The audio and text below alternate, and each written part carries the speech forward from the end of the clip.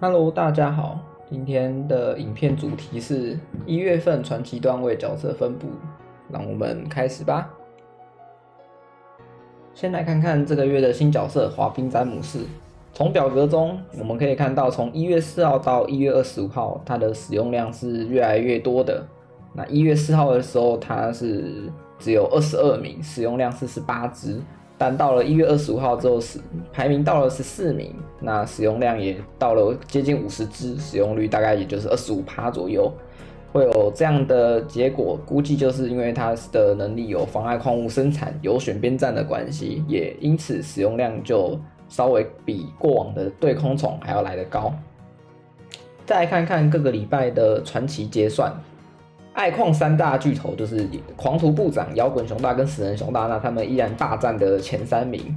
12月份的萤石跟神乐，那看来是没有因为合作 buff 结束的关系而排名下降，他们的使用率仍然是蛮高的，所以看起来都还算是值得投资的角色。不过我个人比较推荐练萤石就好，神乐我觉得还得再观望一阵子。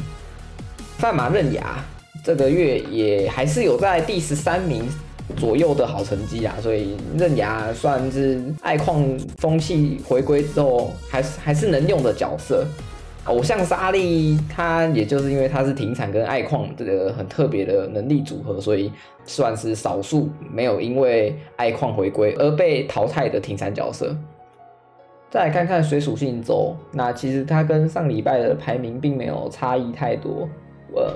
值得关注的也应该只有滑冰詹姆士，他在这个礼拜首次进入前20名。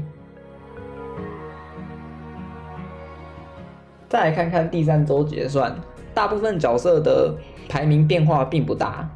唯独赌徒兔兔在这个礼拜多了20只左右。那估计跟防守 AI 暗改有点关系，最近的防守打起来不是很好打，主要原因就是因为打后排的角色常常在压塔的时候翻盘，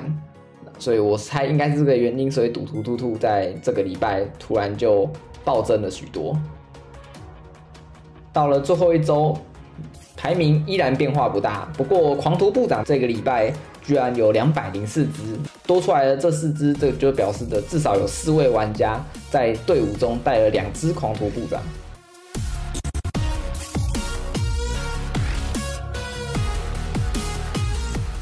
最后来看看一些没有上榜的热门角色。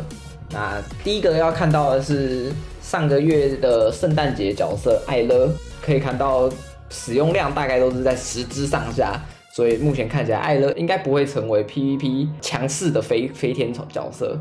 那骑士熊大虽然它是爱矿的系列，可是因为狂徒部长的攻击实在是太高了，导致光属性变成骑士熊大一个很大的弱点，所以它的使用量也就只有在10到20只左右，很难再挤回前20名。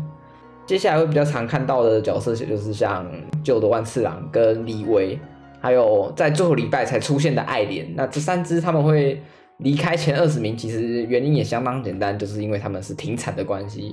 不是 PVP 现在的主流风气。你对于这个月的传奇排名有什么想法呢？欢迎在下面留言跟我讲哦。